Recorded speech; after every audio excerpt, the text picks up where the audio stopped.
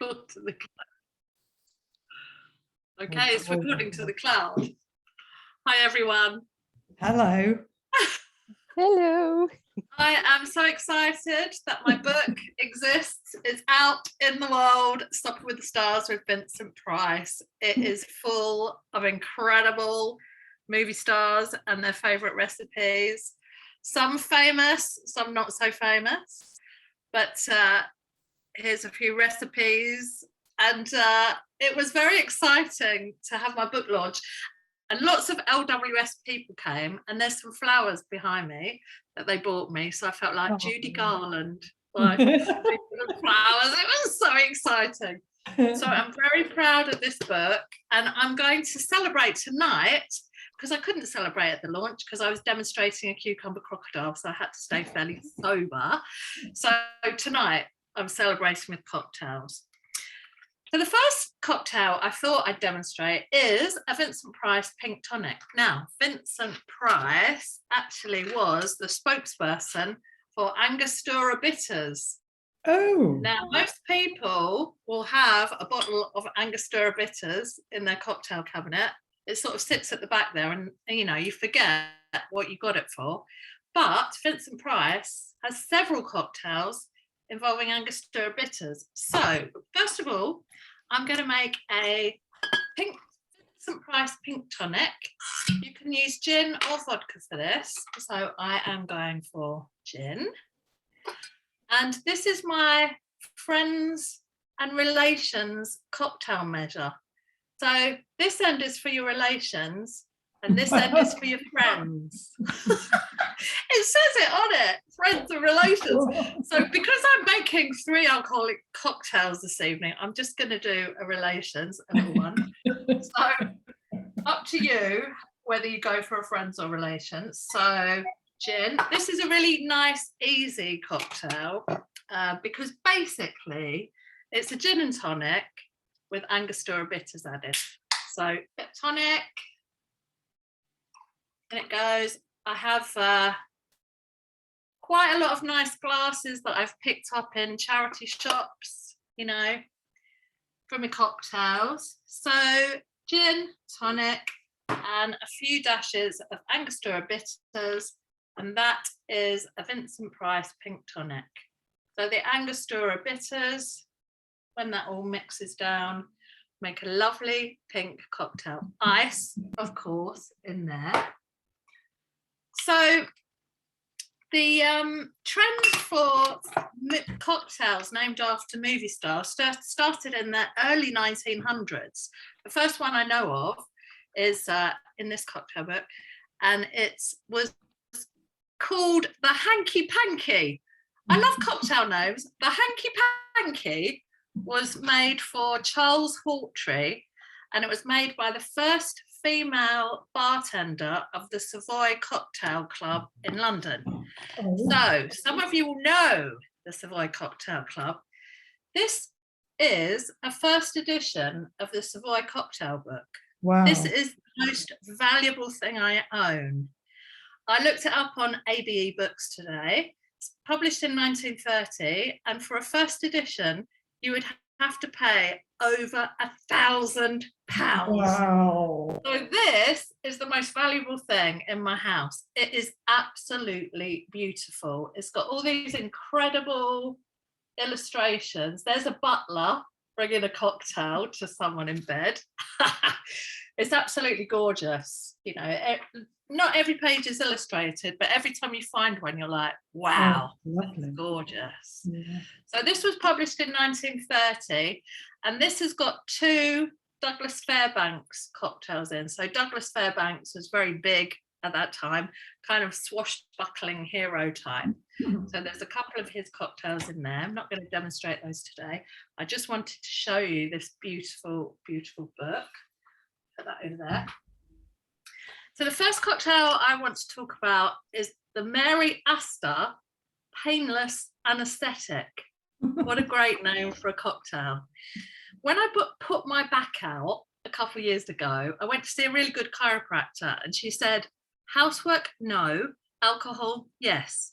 So I came home and made a Mary Astor painless anaesthetic, which is composed of gin, French vermouth, Italian vermouth, cognac, and orange bitters. Now that is No. the Mary Astor painless anaesthetic, and it did the trick. It cured my bad back. So I love the great names for cocktails. So Binny Barnes, another film star, she liked a schnorkel. And a schnorkel is golden Bacardi, Pernod, and lime juice. And during the first lockdown, me and my husband, we don't live together, he had to come over the hill from Hampstead once a week, and we decided that we'd do a quarantini every week. And we made little videos and put them on YouTube. And I made a Binny Barnes schnorkel, but I didn't have any Pernod. So I asked my friend who lived around the corner if she had any Pernod. And because I was isolating, no one else was coming into my flat apart from my friend Kathy. She brought it round and left it on my doorstep in this little jar. And I thought it looked like a urine sample. So that was my jar of Pernod. So I've used some of that for a few schnorkels, and they are good, the schnorkel. The other one I want to tell you about is the Gertrude Nielsen Buzz Bomb. So the Gertrude Nielsen Buzz Bomb, get this, has got lime juice, fair enough, Cointreau, cognac, Benedictine, and vodka, topped up with champagne. No. I had to have a lie down after that one. I tell you, I was absolutely smashed. Now, all of those that I've just been telling you about are in this book. If you only have one cocktail book in your house, this is the one to have. So the Stork Club was in New York, and it was frequented by many, many film stars. And there are a lot of film star recipes in this book. I heartily recommend it. And the other thing about it is Lucius Beebe, I don't know how you pronounce his name, is a fantastic writer. So as writers, you'll appreciate his funny comments about cocktails. So the second cocktail I'm going to demonstrate is in this book, and it is, who knows who this is? Joan Crawford? Yeah. That's a good guess. It's a good guess. It's actually Gloria Swanson. And this is a film still from the fabulous Sunset Boulevard, one of my favourite movies. So the Gloria Swanson cocktail, just got to get my champagne out of the fridge. So yes, I have a small bottle of Piper Heidsieck champagne. This is special champagne because it was Marilyn Monroe's favourite champagne. So I've treated myself, as this is effectively my Vincent Price cookbook celebratory evening. I'm making myself a cocktail with very expensive champagne to Gloria Swanson's recipe. So for a Gloria Swanson champagne cocktail, for a single one, you'll need half an ounce of cognac, which I'll just measure out. And it's served in a Tom Collins glass, which is a long straight glass. So half an ounce of cognac.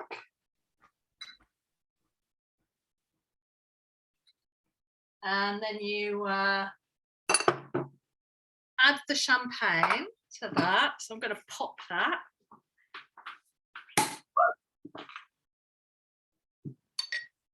I'm going to pour it in very gently so as not to get too many bubbles. And this is garnished with a twist of lemon. And I've fairly recently discovered a really nice way of making a lemon twist.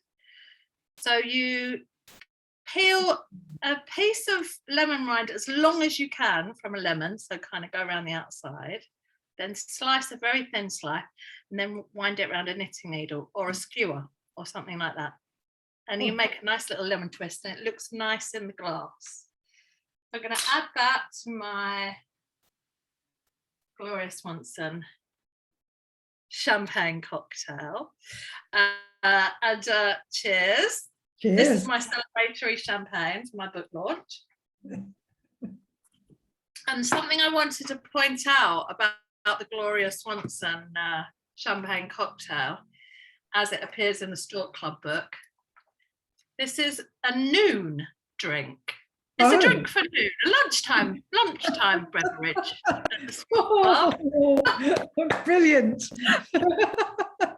She liked it first thing in the morning, apparently, Gloria Swanson. And we know that Marilyn Monroe liked a Bloody Mary first thing in the morning, as soon as she woke up, first thing. So I've got quite a lot of movie star cocktail related books. So here's a good one, Gone with the Gin, Cocktails with a Hollywood Twist. So there's actually a Gloria Swanson related cocktail in here. There she is. And it's a Tequila Sunrise Boulevard. Get it?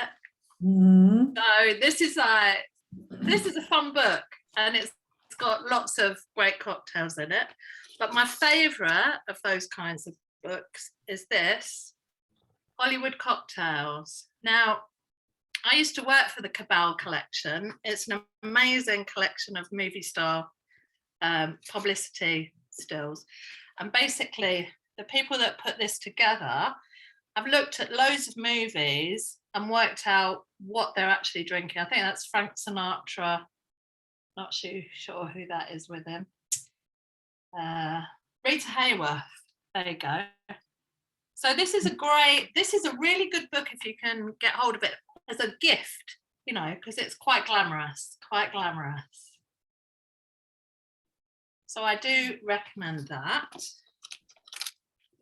And I'm going to demonstrate a Shirley Temple now because, you know, we don't always want to have booze. We might want to, you know, a nice non-alcoholic cocktail, especially if it's doing sober October or January. So Shirley Temple is a very simple cocktail. It is grenadine. You only need a tiny weeny bit of grenadine because it's very, very sweet. So a tiny bit of grenadine in your glass. And then you top that up with ginger beer. And I've bought quite fancy, ginger ale rather, quite fancy ginger ale for this. I got that on Ocado. I thought I might as well get a fancy one as it's a celebration. So you top that up, Shirley Temple, your grenadine, top it up with ginger ale. Now this drink was apparently invented for Shirley Temple because whenever she went out and about in Hollywood, all the adults were having cocktails. She wanted a cocktail. So apparently some barman, I can't remember which bar it was, claiming to have invented a Shirley Temple, which was a non-alcoholic. So I'm going to put a little cocktail cherry on my favourite cocktail sticks. Some recipes say a segment of orange and a cocktail cherry, but I haven't had time to do the orange segment, so I'm just popping a little cherry in there. So it's quite a sweet drink, but if you have children around your person, you can tell them it's a fancy cocktail. Some recipes say half 7-Up and half ginger ale. So you can do it that way too. So that is your Shirley Temple. So the husband and I did, I think, about 14 quarantine time videos, and they were so much fun to do. They're all on YouTube, should you desire to have more Hollywood cocktails around your place. They're all on the YouTube. And during quarantine times, there was an internet sensation. I do not know if you know the actor Stanley Tucci. I really, really fancy Stanley Tucci. Oh, I think he's gorgeous. And during the first lockdown, he made a video of himself. What?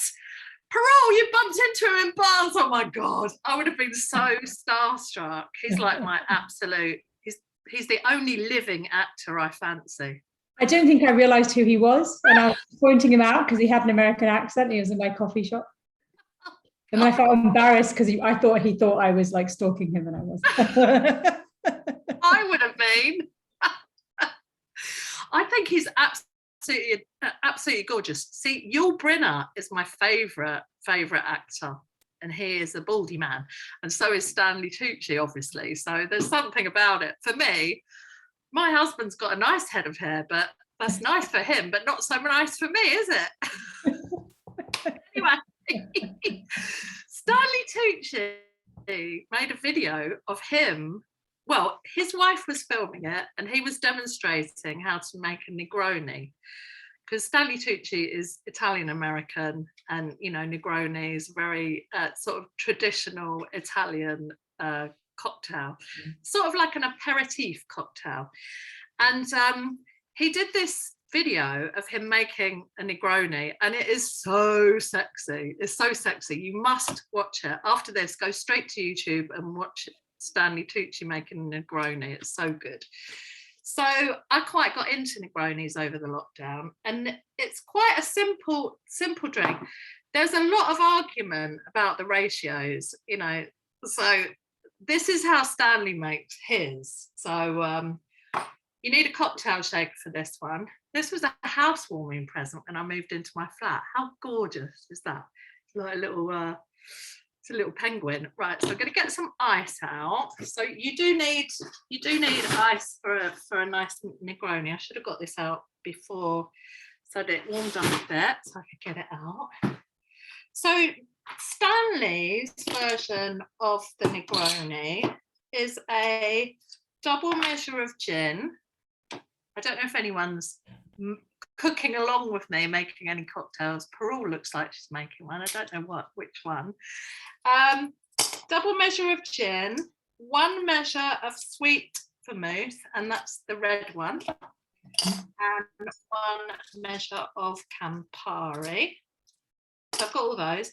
And I actually discovered during lockdown a really good brand of non-alcoholic cocktail making things. It's a brand called Lyres, Lyres, and they actually do a Negroni kit. So they do a pretend gin, a pretend vermouth, and a pretend Campari. And actually, I think it tastes really, really good. So sometimes if I fancy a little cocktail, but I don't want to go down that slippery slope of having a little cocktail and then having a bottle of wine, I will sometimes make myself just a nice non-alcoholic Negroni. So I do recommend that Lyres brand. It's good. So let me rustle up my. I had to bring another bottle of gin because I knew I was going to finish that other gin. Right. So I'm going to do relations again because it is only a Thursday night.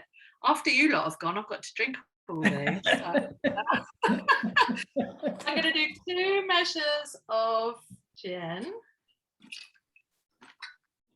into the ice, 1 measure of sweet vermouth. Stanley turns his nose up a bit at the martini brand, but it's what I've got around the place. He says you should get a good vermouth, and I will. Next time I get some vermouth, I'll get a nice one. So 1 measure of sweet vermouth. And this, I think a Negroni is kind of a savoury drink. I'm a big fan of a martini. That would be my favourite cocktail of choice because I like a dry, you know, savoury, not fruity ones. But this, I think, is quite a savoury styly drink. It's an appetite wetter. Yes, Rachel, dry martini. Yes, I've got a Martin Landau recipe for a martini, which is good. But yeah, martinis. And the great thing about making a martini at home is you can work out exactly how you like it and then make it that way every time, can't you? You just do it the same time each time. Same each time. Right, so I'm going to try and shake it like Stanley shakes it in a very sexy way. I always find that whenever you shake a cocktail, you cannot help but smile. Funny thing to do. Now, I've read in cocktail books that you wait until your cocktail shaker is frosty, and that's how you know your cocktail is shaken. And what I love about cocktail recipes and cocktail glasses is that they always fit in the cocktail glass. They know how big a cocktail glass is. So let's put that to the test. I might have got that wrong, but so again, I picked a set of these glasses up in a charity shop. Look at that. Perfect. Nice colour. So Stanley garnishes his with half a segment of orange, and he squeezes it. He says, don't let people see you squeeze it, because it doesn't look very, I don't know, doesn't look very sanitary, I suppose. So you squeeze that and you pop that in. So there is a Stanley Tucci Negroni. And that is really nice. And if you want a movie to watch with your Negroni, then I heartily recommend Julie and Julia. Has anyone seen that film? Sue's seen it. It's fantastic. It's about the American television chef personality, Julia Child. Well, actually, she was a cookbook writer before she was on the telly box, but she was highly idiosyncratic, if that's the right word, quite an unusual woman. And Julie and Julia is a Nora Ephron film. It's fabulous. Yes, Valerie loves it too. So yes, if you've never seen Julie and Julia, heartily recommend it. And it was that book, the book that film's based on, it was reading that book that got me started on blogging about film stars and their favourite recipes. I'd been collecting them for many years before then, and I saw that film and I thought, you know what? I've read the book first. I read the book and I thought, I'm going to start a blog, because it's about the book, and then subsequently the film is about a woman who cooked her way all the way through Mastering the Art of French Cooking by Julia Child. She cooked every single recipe and she blogged about them. And it was in the early days of blogs, and not many people were blogging about food. So when I read that book, I thought, right, I'm going to do that. And that's why I'm here today. And that is why I'm going to flash you the book again. And that is why this exists.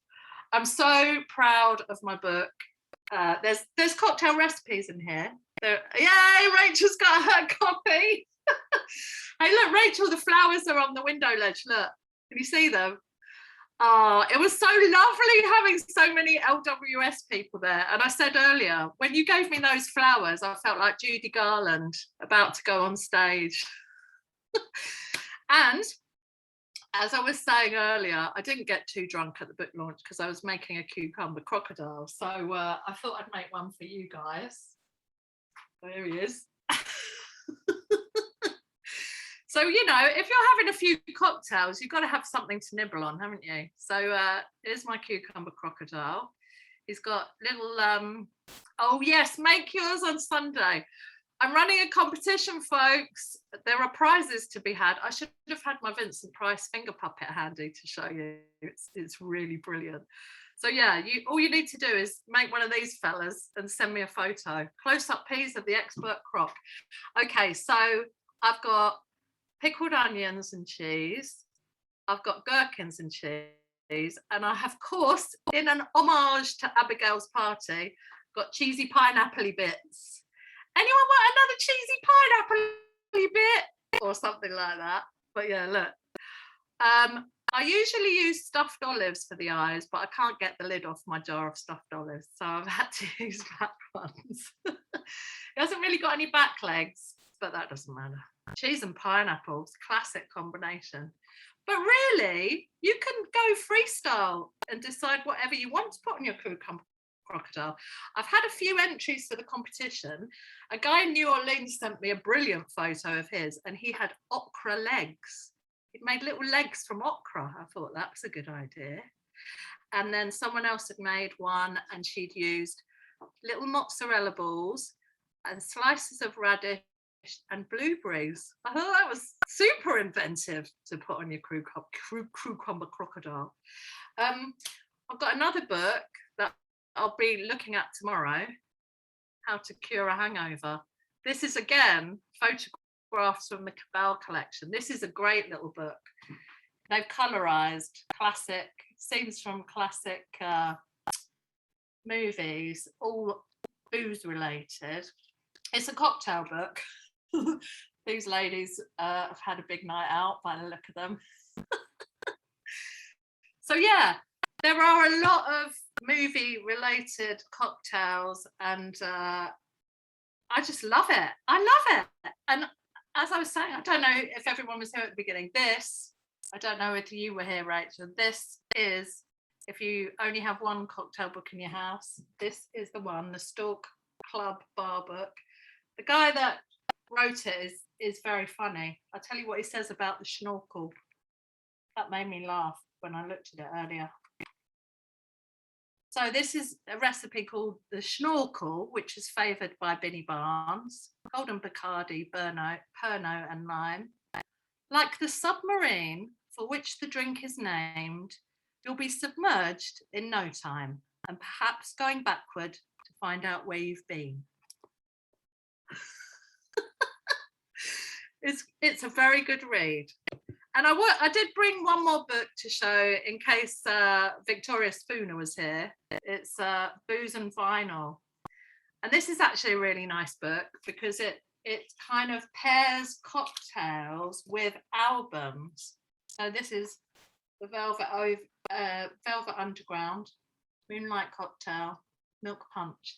So yeah, it pairs albums with cocktails, which is quite a clever idea. So you listen to the album and you drink the cocktail. But I prefer to watch a film and drink the cocktail. So I highly recommend Sunset Boulevard with your glorious Swanson champagne cocktail. Oh look, here's a bottle of Liars that I was talking about earlier. That's their non-alcoholic version of sweet vermouth. They taste quite good. I was quite impressed with those.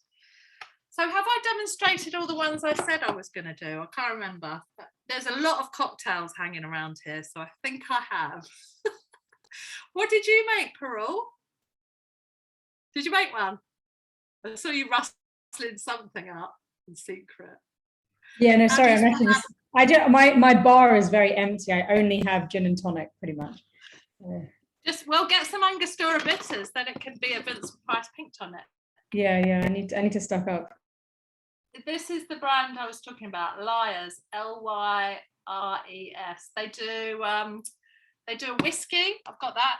That's good. I've got quite a lot of their things because I like, when I've been working really hard, I like to separate work and evening with a nice little drink. So their non-alcoholic cocktail stuff is good. I recommend it. Now, was there anything else I wanted to talk to you about? I don't think so. Oh, this is another book. Jodie, I was hoping Jodie might be here because she recommended this book, which is really good. Oh. Yeah, it's really nice. It's got lots of stuff about actors, where they like to drink, what they like to drink. Yeah. So yeah. So that's my little whistle-stop tour of some cocktails, Hollywood Tinseltown cocktails. Thank you very much. That was really nice. Yeah, it was Do lovely. Angostura bitters taste of anything, or do they just colour the drink? They taste slightly bitter, so they're a bit like, do you know what Campari tastes like? Quite herby. They're a bit like that. They're a bit kind of, yes, herby. So if you put a lot in, they would really flavour it. Vincent Price uses Angostura bitters in Bloody Marys. That's nice. That gives them a little, extra something.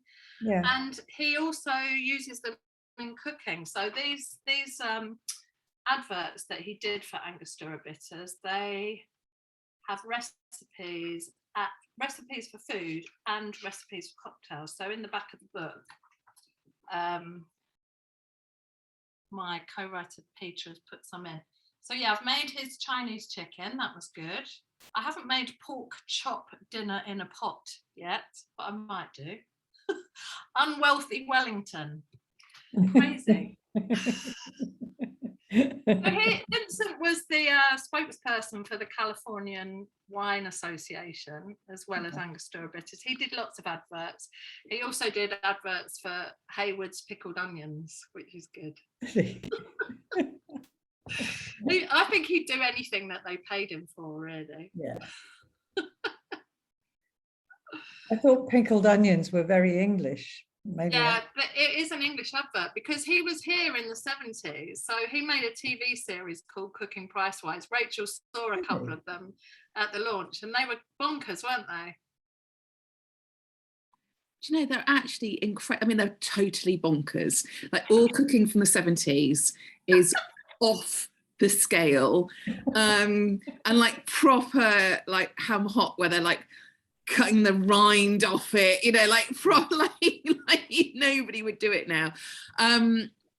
But he did a 20-minute cooking program with 3 or 4 recipes going concurrently without a break or any cut whatsoever. He did it as a full take for 20-25 minutes and it was just incredible.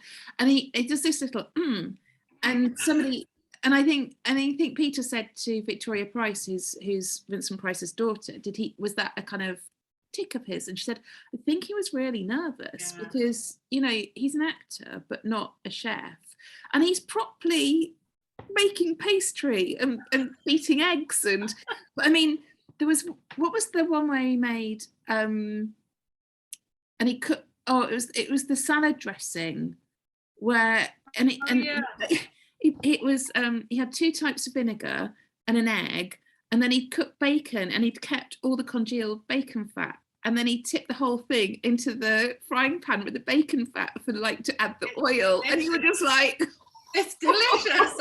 I'm sure it is delicious, but it's not Insta-worthy. Can I just say that wasn't Insta-worthy? No, some of the things he was cooking did not look very appealing, did they?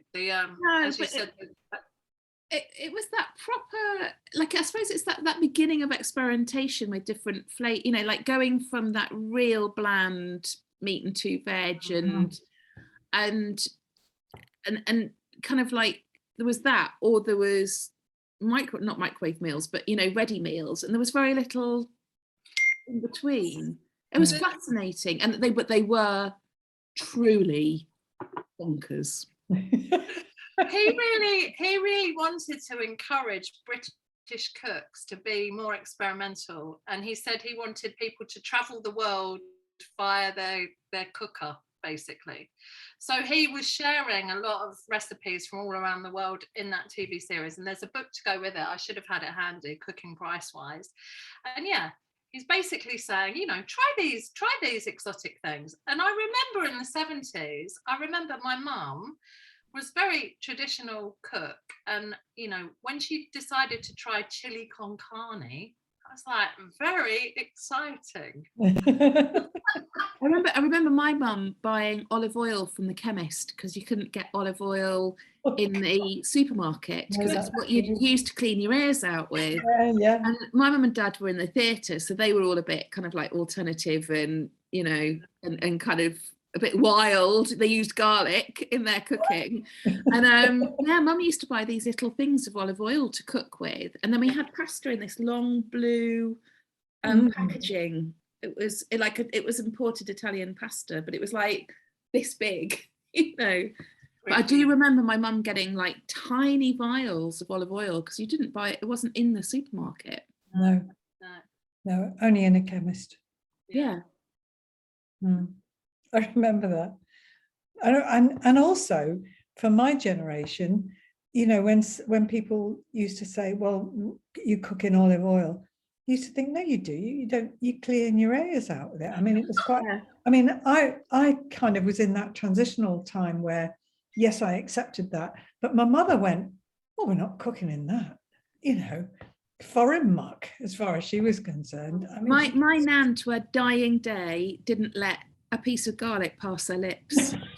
What should we be doing with it? She said, she used to say to me, I'm too old for it. I'm too old for garlic. I love that. I'm too old for all this newfangled nonsense, darling. Yeah.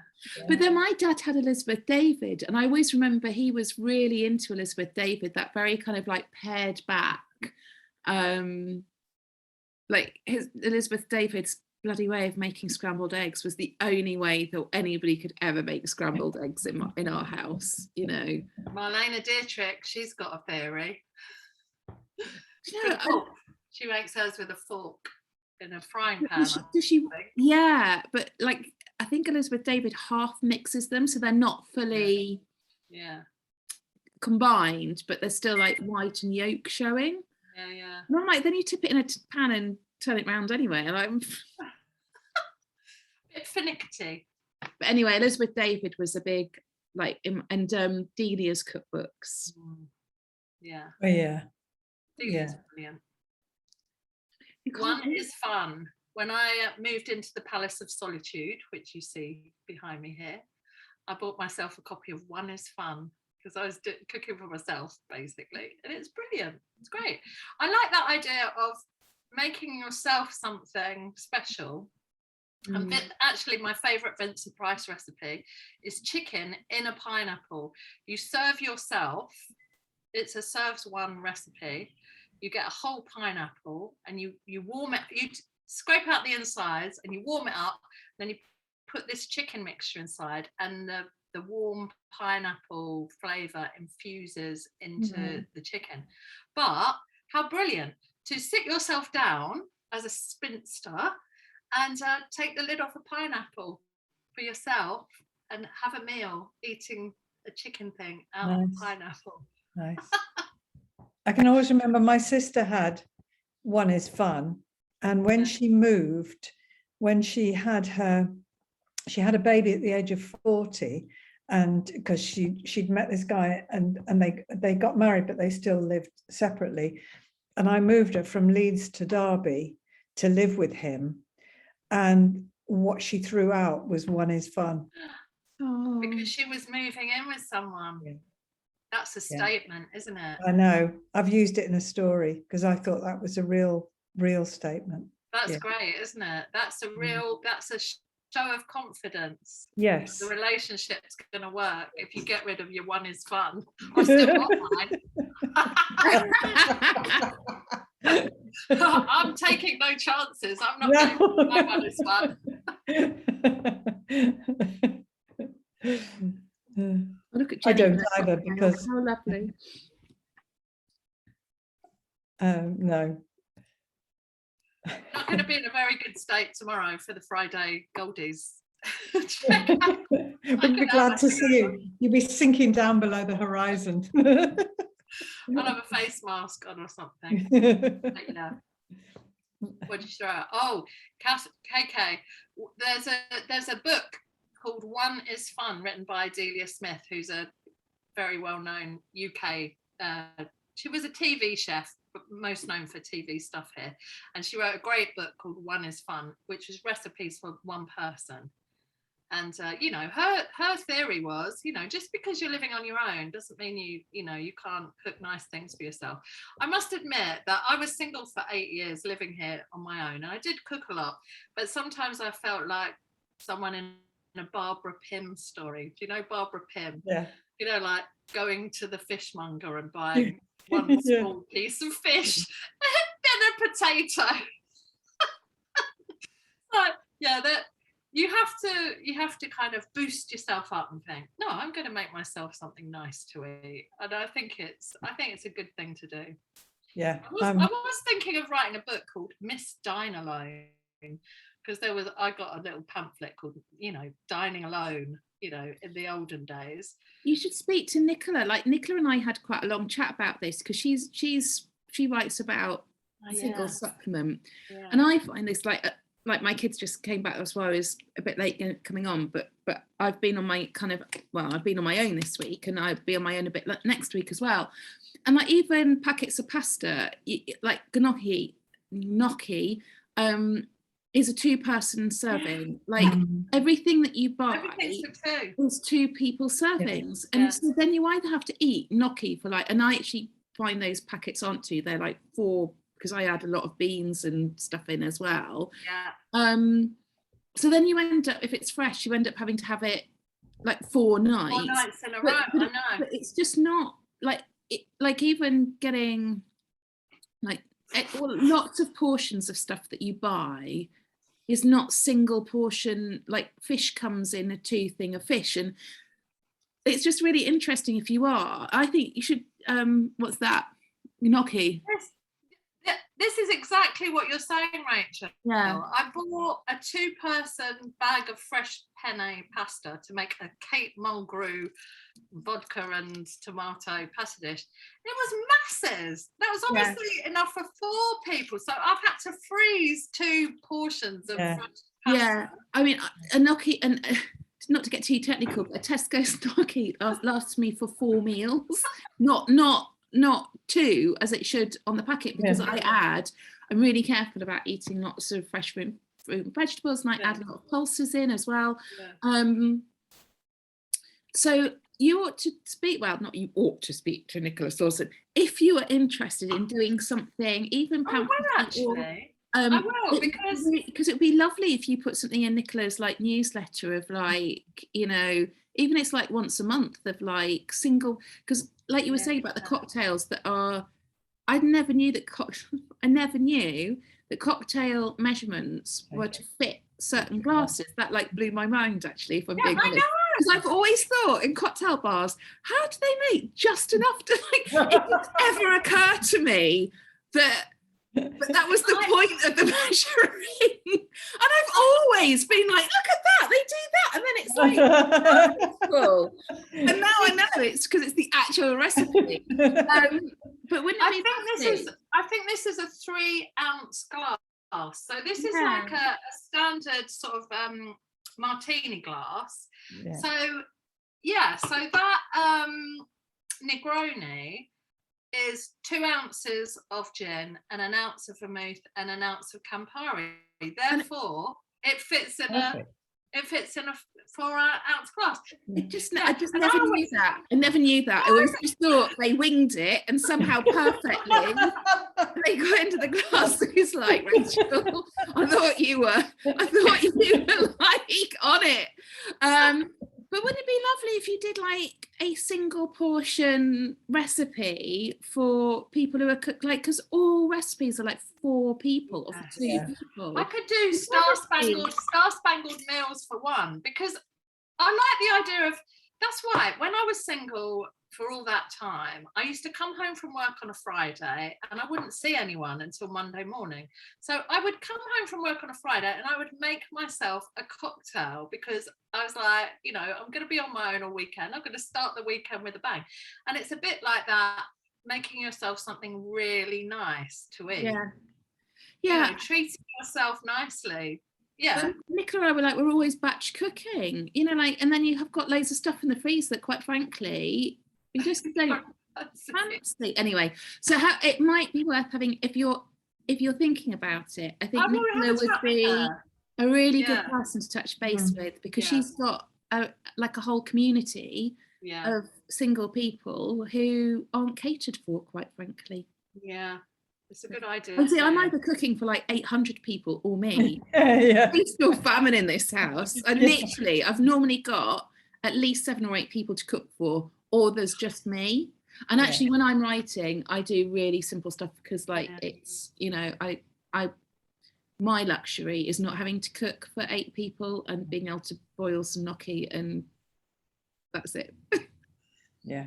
But this has been so much fun. I'm so sorry I was late. No I don't think you saw my very, very special Savoy. Did you see the Savoy cocktail book? I think you Didn't.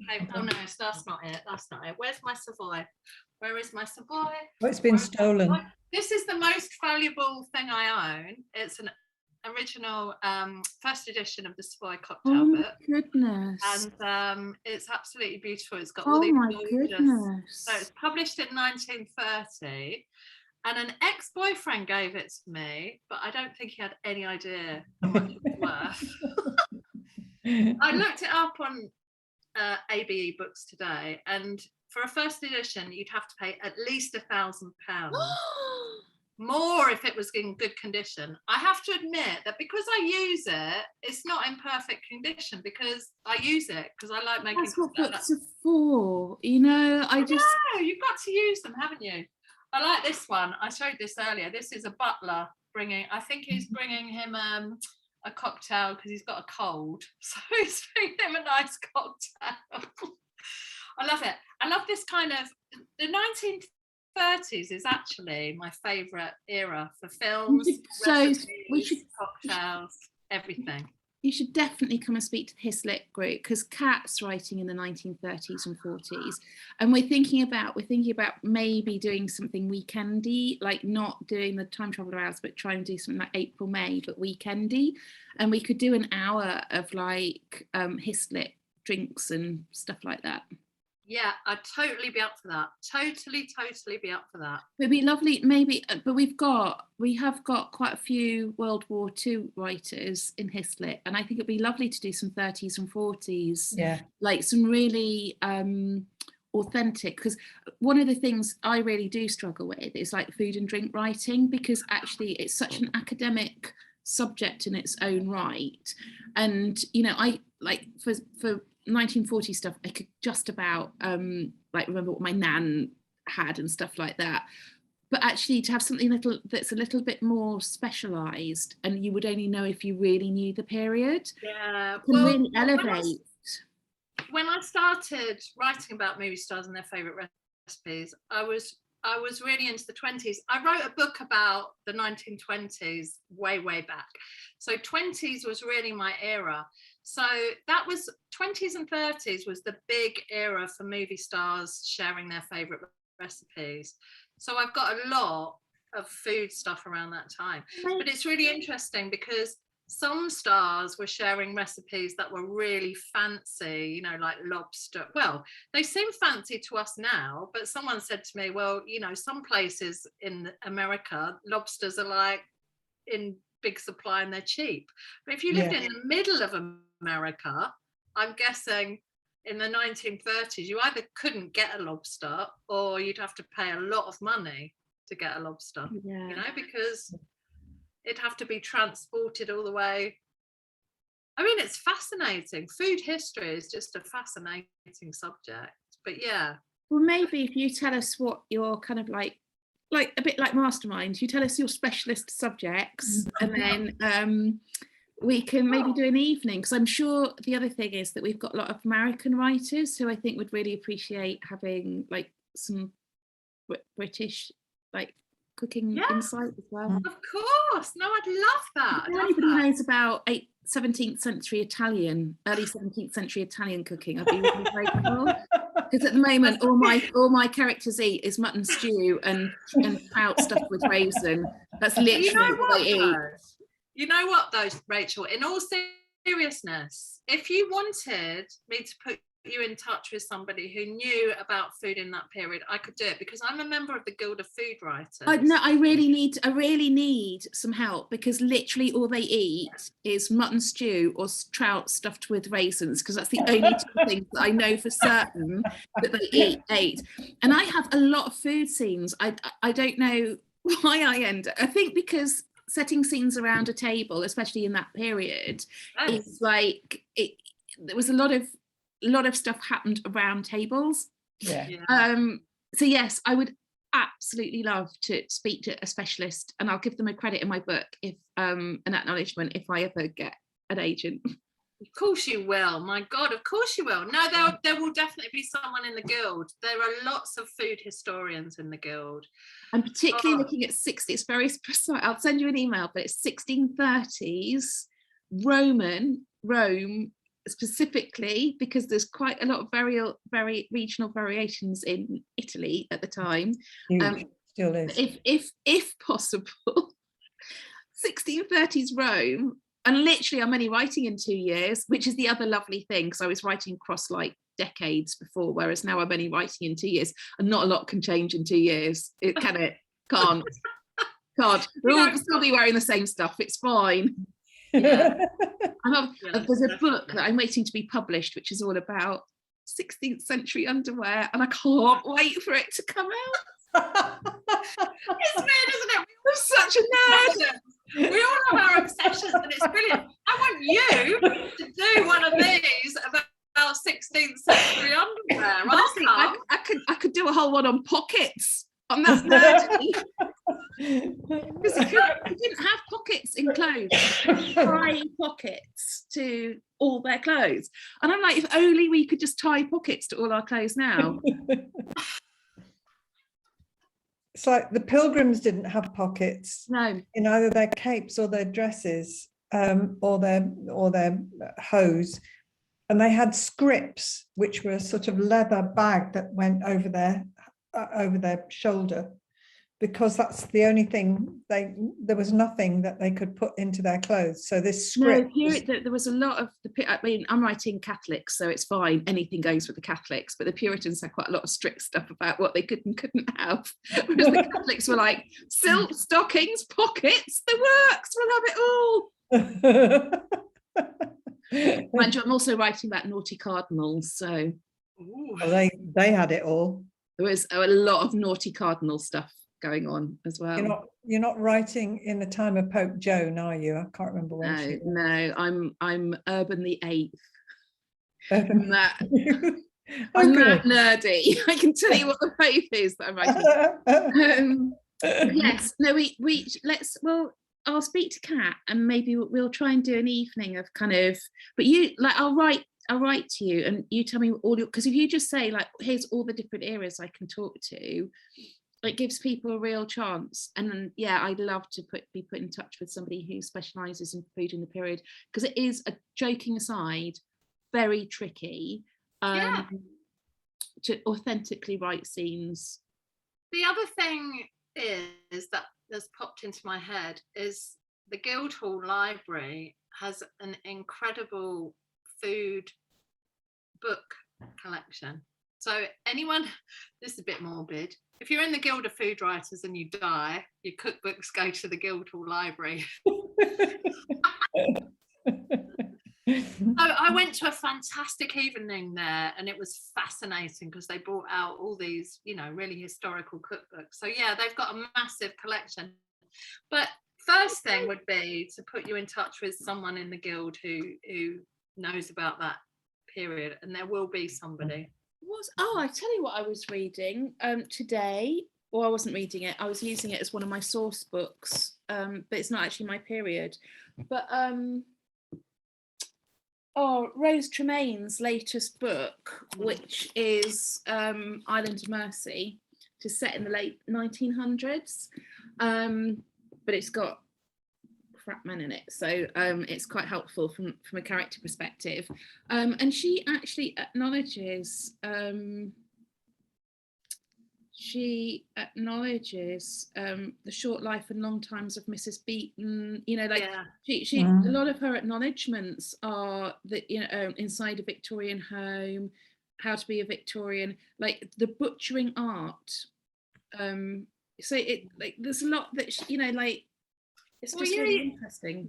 You have to draw on a lot of, you know this too as well, don't you? You draw on a lot of different things when you're writing a book. I love it when people acknowledge, what they've been reading to get a feel of the period and all of that. Because you must be doing that, Sue, with your work. Yeah, and I'm just waiting for a new book to come out, which is the biography. It's the diaries of a Guernsey vicar who lived through the occupation, and that's going to be really useful. Massively. And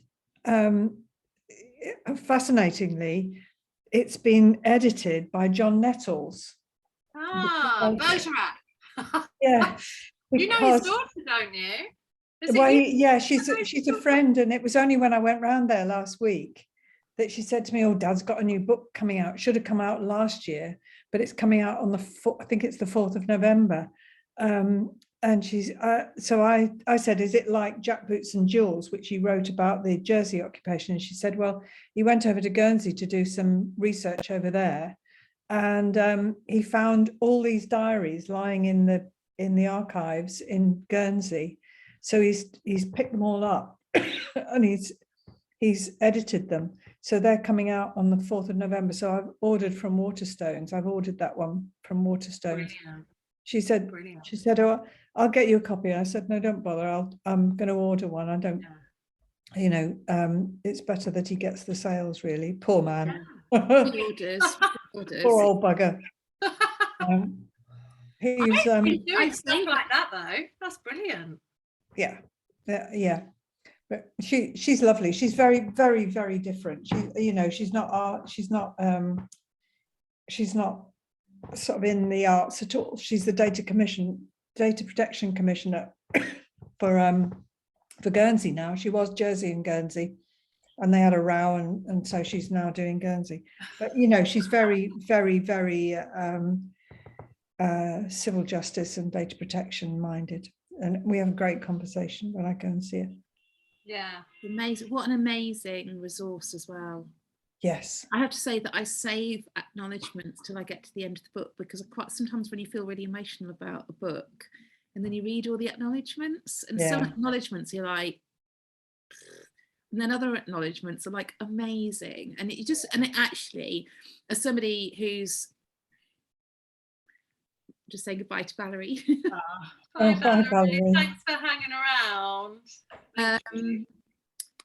Yeah, I like some of the acknowledgements. It just makes you realise, as sometimes when you're sitting here and you're just plodding through on your own, that actually professional books are produced with so many people's involvement. Yeah. And you just can't compare what you're trying to do at home compared to like some of the this Matrix, which is amazing. I don't know whether you're coming to book club, Sue, but it is really good.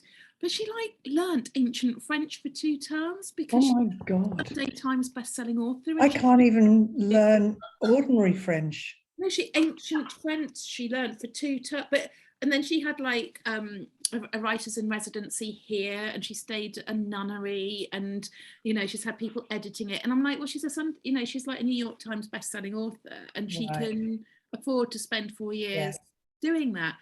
Yeah. But I can't compare what she's done with this with what I'm doing. No. Although I am really enjoying my book at the moment. It's I'm halfway through the book. Which book? The Vincent Price one? No, my new one. Oh, wow. Well done, you. Gosh, you don't need NaNoWriMo, do you? No, I have been going at it though, and it is coming a lot easier, but I've just determined to try. I really want to get a first draft done by December.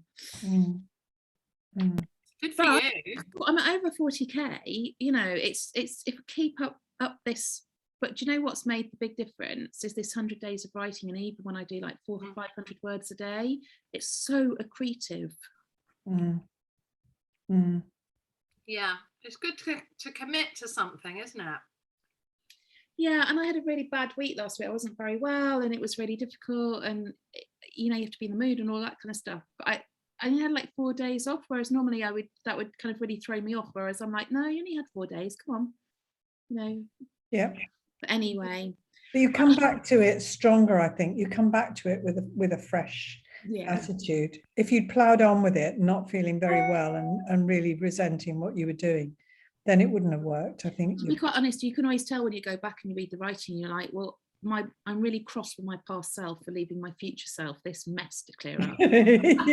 Like sometimes I'm really like, you're such an idiot to like leave this like, because I just have to do it all again now. Like, I'm being really careful about not. I have got a few things where I'm like, I just need to go and look that up, and I know that if I go and look it up, I'll go down a rabbit hole. So I've just put, you know, like, this needs fixing. Yes. By and large, it's okay-ish writing, and if it's not okay-ish writing, I go back the next day and make it okay-ish, so that I'm not leaving myself a legacy of mess.